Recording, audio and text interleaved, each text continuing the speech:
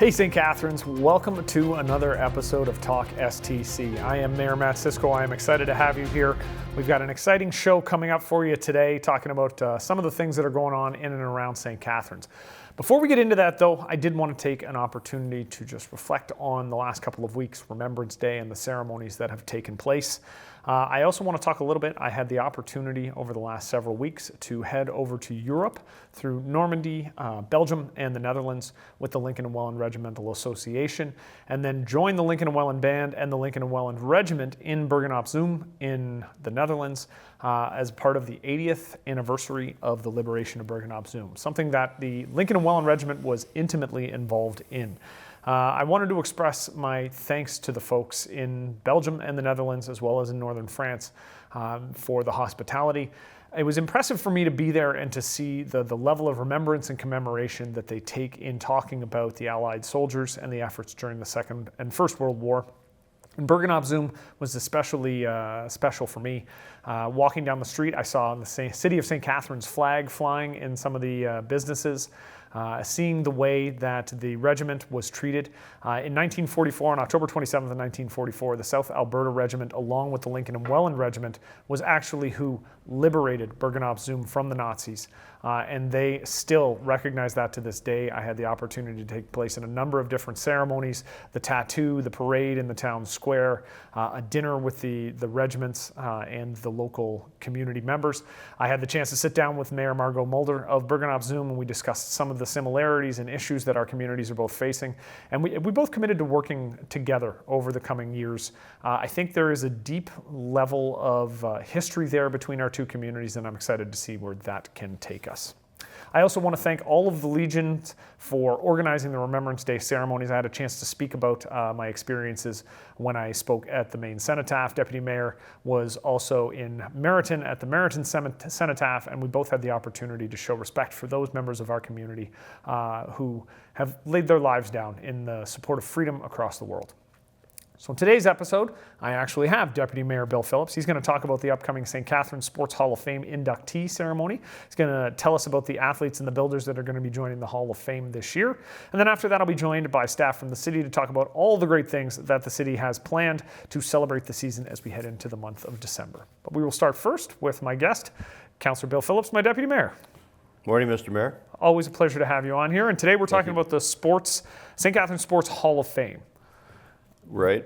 It's the annual induction ceremony that's coming up on Wednesday, November the 20th, and it's going to start at 5:30 at the Meridian Center at the Hall of Fame area, which is at the top floor at the one end. And this year we have 6 inductees. Normally we have 5, but our committee, as we were doing the induction decision, when it came down to the last 2, we had a tie that we couldn't break. So we decided that instead of picking a number or flipping a coin, something like that, we decided we'd go with 6 members this year. And so we're looking forward for that to happen real soon. That's awesome. So let's talk a little bit about the Sports Hall of Fame. I enjoy the origin story because, as you have told me many times, this started as a 3-ring binder. That's correct. The 3-ring binder. The way it started was at one point many years ago, there was a lady who was in the Sports Hall of Fame and took her family down to the museum looking for the Sports Hall of Fame and found a 3-ring binder that was not in very good condition, and it had basically one sheet with a picture and a little bit of writing on it, and that was the St. Catharines Sports Hall of Fame at that time. And so I became involved, and Dave Howes, renowned philanthropist, and he was the chair of the Sports Hall of Fame at the time. And we talked about it, and we were able to get some funding from the city, and we moved it at that time to the four-pad arena, and it was basically a group of brass plaques with names on it, and we put that on a wall with the idea that we're going to, once the Meridian Center was built, that we would go ahead with a large Hall of Fame at the one end and relocate those plaques there along with the memorabilia that has been collected at the museum. And thanks to Kathleen Powell, our curator in the museum, she and her staff have done a remarkable job putting that together, and she still works with us every year to keep us on the straight and narrow as far as getting the induction done. So that's where we are now. And the Sports Hall of Fame at the Meridian Center, like it's something that I've taken note of that residents really seem to enjoy, walking through the memorabilia and checking out the names on the wall.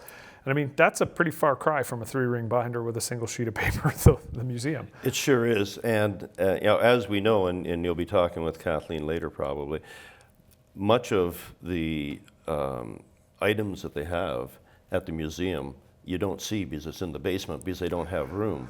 So this is almost, it's like a sports museum that they're able to display these items there. And it's changed, the content of the Sports Hall of Fame has changed almost annually to a different sport, depending if there's something coming up, like the Minto Cup coming up.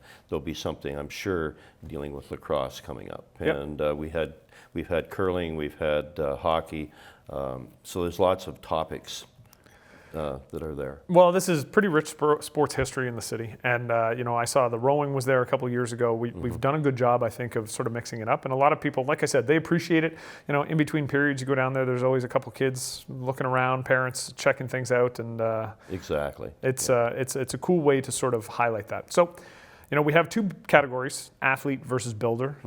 Give us a sense, what's the difference between the two?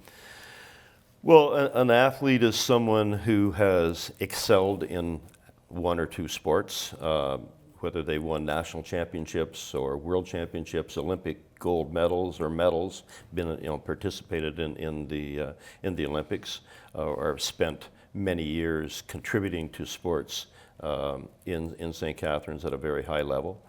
And then as an athlete, or as a builder, it's someone, and we have, I'm going to use Bob McLaren's name as an example, spent years and years working with one particular group, the Falcons in this situation, or the people who worked with Henley or rowing or curling, administrating the sport so that the people in St. Catharines can enjoy it. And they've gone far beyond just being a volunteer for 1 or 2 years. They spent 30, 40 years doing this type of thing. Well, and that's it. Like we have the folks like Stan Makita, Marilyn Badeau, Tanya Verbeek from wrestling. Those are the athletes that we have in the Sports Hall of Fame, some of the more prominent names you see. But then you've got the Jack Gatecliffs and the Rex Steimers, and these are folks that, well, maybe they weren't on the ice, but they were broadcasting, or they were writing about it, or they were running the organizations.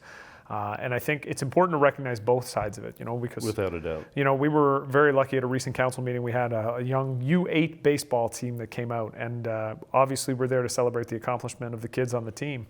But I always like to make the point, like, don't forget, there's the coaches here too, and these folks, they're giving their time, and the reason why the team's so successful is because probably you've got some good coaches there that care about the kids and they want to create that experience. Exactly. Without the builders, the athletes wouldn't flourish because there wouldn't be the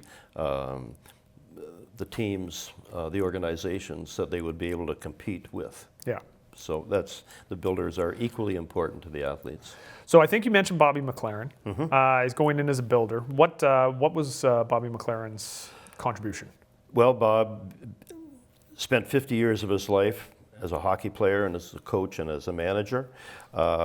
He was the assistant general manager and general manager of the St. Catharines Falcons from 1989 until 2022. A long time. That's a long time. And very, very successful team, as you know. And he is also a rowing coach for Brock and for the Ontario teams. Excellent. So we've got Carol Price going in as a builder. Right, as in rowing, curling, and golf. She was secretary for the Canadian Henley for 41 years. Whoa. Classic example of what a builder is. Yep. And she had many other volunteer roles in rowing. She was spent 20 years as a curling executive, and she marshaled the Canadian Open in 03, 06, and 2012. So I do enjoy, I know you are a curler yourself, so I know you feel a certain sense of pride whenever there's a curler. oh yes, that's true. Okay, so we've got Ted Nelson from the rowing club. a person that many people outside of rowing wouldn't know, but if it wasn't for Ted Nelson, we probably wouldn't have Henley. Oh, wow. Ted Nelson was the person who strongly advocated for us purchasing Henley Island, and it happened. Yeah. He was he received the Medal of Honor from the International Rowing Association. And as I said, he helped build Henley Island to what it is today from the very beginning, and was involved in Henley throughout his whole life. So, a classic builder. Yeah, no, I think that gives a great impression of exactly what that category is all about. Exactly. We have Bob Adams, who's going in as both a builder and an athlete. Mm-hmm. Bob Adams competed in 1960 Olympics as an oarsman. At that time, he was the youngest athlete on the Canadian team in 1960, an Olympic team. He also had a football scholarship, a 4-year ride in the United States. He coached rowing from 1966 until 1974, plus coached football at St. Catharines Collegiate, and he was the phys ed head at St. Catharines Collegiate for 30 years. Fantastic. Yeah. Andy Van Ruyven. Right. Andy, one of the best oarsmen that we've ever had in St. Catharines. He competed in the 73, 74, 75, 77 Worlds, also the 72 and the 76 Olympics, and continues. And then after that, he moved out west. I think he is in Vancouver, and continued as a coach and rowing out there and administrating out there. So he was a big name in rowing back in the 70s. Okay, and then the last one is Walt Oprendick. Yes. Okay, athlete and builder. Both, yes. As a youth, a tremendous football player at collegiate. In the SASA finals, he scored in 1960, scored 4 touchdowns in 1 game. So now you're trying to go after my heart. Yes, I am. Yes. There you Sorry, Sir Winston. I don't even know if Sir Winston was built then, but so we'll give them that. And a sport that very few people know about, and he will probably maybe the only person ever to be inducted in the Sports Hall of Fame in handball. And he was a Canadian champion in handball, a YMCA champion.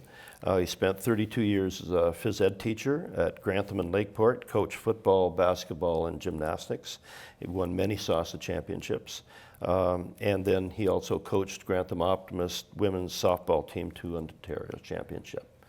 So I can understand why you would have had difficulty trying to narrow that list and take one of those people out. Like that's an incredible list of accomplishments. It really is. And plus, with that, there's when we look at the list, there's probably, I'm going to say 25 people who we consider, and we put forth names, and then we vote.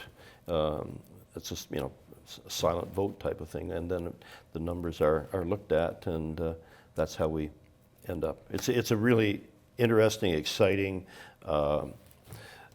committee to belong to. Peter Partington is or Peter Partridge, sorry, is our chair. Yep. And as I said, Kathleen Powell, we couldn't do it without her. She's just incredible. Well, I don't envy the task that you folks have, but I appreciate the work you're putting in. Deputy Mayor, thank you for coming out and talking about something non-council related this time around. Well, as I say, I think I've spent more time with you this week than I have with my wife, Susan, but that's good. It's been a good time, and I think we got quite a bit done this week, and look forward to continuing working with you. It's a good thing we get along. We do. Excellent. We will be back right after this on talkSTC.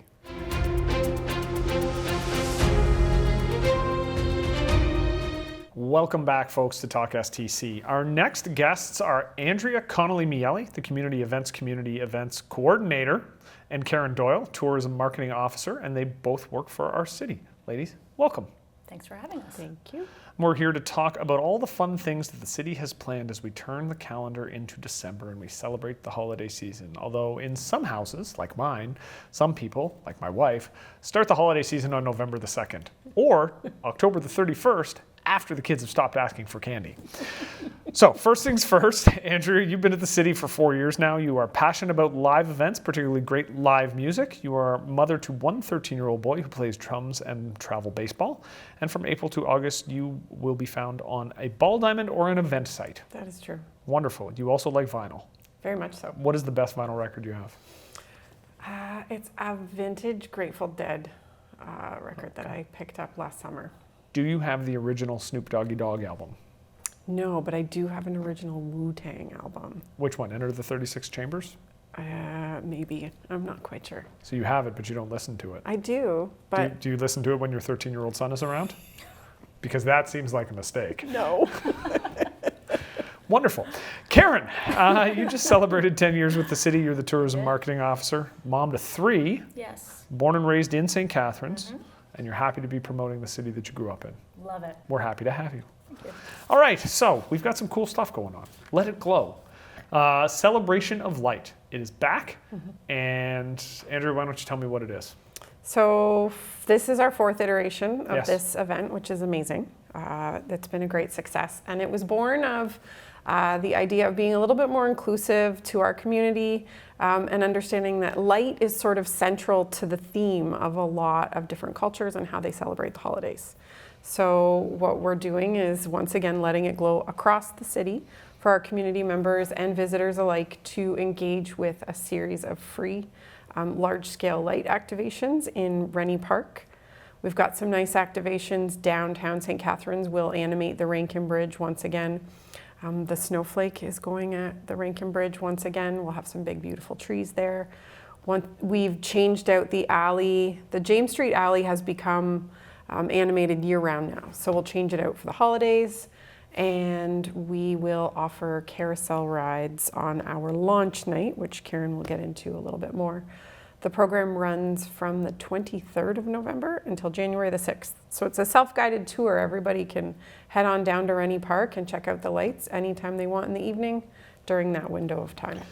It's been interesting for me. I came in about halfway through the Let It Glow idea. And when I came in, a lot of people were sort of saying, oh, well, what are you doing around the holiday season? What are you doing for Christmas? You know, like, I feel like we don't do as much. And Let It Glow has grown to the point where we don't hear that anymore because people seem to really love this event. Awesome. It's been great in our office to sort of see the shift because people are recognizing. And Karen, apparently there's a special guest coming on the 23rd to Rennie Park. Am I correct in that? You are correct. So we've been really lucky. We've been working with the folks up at the North Pole, and we've managed to secure a visit from Santa, which is amazing because there is no better way to kick off Let It Glow than to have him sort of give that ringing endorsement. So we've got the 23rd, as Andrea mentioned, between 5 and 8 down in Rennie Park in Port Dalhousie. And of course, there'll be the light installations through the park. There's going to be the carousel rides, which people are also encouraged through the carousel to make a donation to our annual Tree of Giving. Yeah. When they ride the carousel. There'll be photos with Santa. And then, of course, there's lots of great businesses in Port Dalhousie for you to grab a hot chocolate, for you to go down ahead of time, have something to eat, and maybe do a little Christmas shopping. Yeah, for sure. It was interesting. Last year I ran into the Grinch. We had a bit of an the Grinch will be back. We had a bit of an altercation. That was interesting. But yeah, no, Rennie Park was a very cool experience last year. And one of the things that kind of surprised me was how excited people got that they got to take a carousel ride at Christmas. I know. And that was neat because I don't know if I'd ever thought about that being a cool thing to do, and then you did it and everybody loved it. Yeah. It's special, I think, because the carousel does close at Thanksgiving and doesn't open again until the May long weekend. So this is that really special opportunity. That's it. It's a one night only kind of deal. Yeah. Like I know this year I'm going to be pumping it on my social media a little bit harder just to make sure everybody knows that it's coming because like the folks who had the chance to take advantage, they really enjoyed it. Now, Santa's here on the 23rd. I also heard a rumor that perhaps that won't be the only time we're going to see Santa this year. Is that correct? It is, yes. He's showing us a little bit of extra favor this year. So I'm pretty sure I'm on the good list this year. I think that could be part of it. Yeah, okay. Yeah. He will be joining us at the St. Catharines Farmers Market on December the 7th and the 14th for photos. So we'll be doing posed photos there. There'll be a photo gallery where everyone can pick up their photos. And they can also check out what the St. Catharines Farmers Market has to offer over the holidays on those 2 dates. Awesome. I would argue, like Mayor Diodati usually finds himself on the naughty list. I know I'm on the nice list on a regular basis, so it makes sense at St. Catharines. We get 3 more times. trips from Santa this year. Yeah, absolutely. What else is happening during Let It Glow this year? You know what, Niagara is a tremendous place through the holidays. There's always lots of things going on. We've got open houses at a couple of our wineries. Of course, the Performing Arts Center has a full slate of live performances, plus the Film House carries your classics like The Christmas Story, National Lampoon's Christmas Vacation, Elf. So there's lots of things to do in that downtown piece. The Brown Homestead also has tours available, a candlelight tour of that facility, which is incredible. So all of this information will be on lovestc.ca. Mm-hmm. But I encourage anybody who's coming to Niagara for any type of holiday festivities, get off the highway in Lincoln, go to Jordan Village, see how they've got that decorated, follow the wine route through Port Dalhousie, enjoy Let It Glow, make your way Niagara-on-the-Lake for their Old Town display, and then end up at the Festival of Lights, and really make a day out of coming to the area, because there's just so much to see and do. Well, and I think that's really important to remind folks. Like a lot of times we get caught up with individual municipalities going, oh, our thing's the best, our thing's the best. But the reality is, like, when people come down here, I think, they're crossing over those municipal boundaries that all of us know so well, but most people just think, oh, Niagara. Yep. And there really is a lot of cool stuff going on across the region. Like we have the wineries, we have the theater, we have, the more touristy kind of things when you get to Niagara Falls, but it all sort of adds to a sense of fun across the region. People just have to get out there and explore it a little bit more. Absolutely. Okay, so it is Christmas, it is the holidays. Do we have any particular memories? First things first, favorite movie? Like we talked about the Film House, and I know the PAC's got a lot of really awesome movies. People talk to me about Elf, and they say that's their favorite. That's cool. I totally respect that, but it's not old enough. What's your favorite Christmas movie? Oh, Christmas Vacation or Scrooged with Bill Murray. Love Scrooged. Thank you. I don't think enough people talk about Yeah, Scrooge. great movie. Bill Murray is hilarious, and that is, I feel like, a little bit of a hidden gem. Okay. Andrea? Christmas Vacation is mine, for sure. I think I quote that movie even in the non-holiday season fairly regularly. Yeah, so Christmas Vacation is the kickoff to our Christmas season, and it's bad enough now that my wife says, okay, but you can't just say all the words, because I could recite the movie verbatim as it's happening, and I'm that annoying that I would do that because I just enjoy it so much. Yeah, those are, I'm a Rudolph guy, the claymation Rudolph the Red-Nosed Reindeer. Those are great. That's kind of where it's at. So if you had to pick, like, what's your Christmas going to look like in and around St. Catharines? Like, you're going to do Let It Glow. I know you'll both be at Let It Glow. But what else are you going to be getting into personally? Well, we definitely do Let It Glow. We are also baking cookies. Like, my kids like to get into that type of thing. So we've got a couple of families that we get together with, and we bake the cookies, and then the kids decorate all the cookies, and then each family goes back with, a variety box of that type of thing. So we stay close to home through the holidays. Fortunately, most of our family's in the Niagara region, so that's usually how we spend our time, is with family. And you're going to be delivering some of those baked goods up to the mayor's office? 100%. Okay, good. Because it's budget season, and I don't want to, I'm not trying to make a threat or anything. No, but I understand. Yeah. Andrea? Mine's a little different. My parents live in Florida, so ours is a sandy Christmas with sunshine usually. We'll be doing some traveling. Really? What's a sandy Christmas like? Yeah, you're on the beach. There's sunshine. Does it feel like Christmas? Yes. Okay. Yeah, my parents put a tree up, and like their condo is perfectly Christmassy. There's Christmas music. We have a nice big dinner. We have, our other family comes from Canada as well, so we have like multiple families from within our larger family that are there celebrating. But then it's sunny and there's no snow. That seems nice. It is nice. Well, I appreciate both of you coming in and chatting a little bit about what's going on in the city. I will say, Let It Glow is November 23rd to January 6th. It's focused on Rennie Park and the Port Dalhousie area as well as the downtown. And people can check out lovestc.ca for more information. And then we've got all the stuff going on at the Faux Pack and a bunch of other places. So I would encourage everybody in the community, check it out. Ladies, thank you so much for coming in. Thanks for having us. We will be right back with Talk STC after this.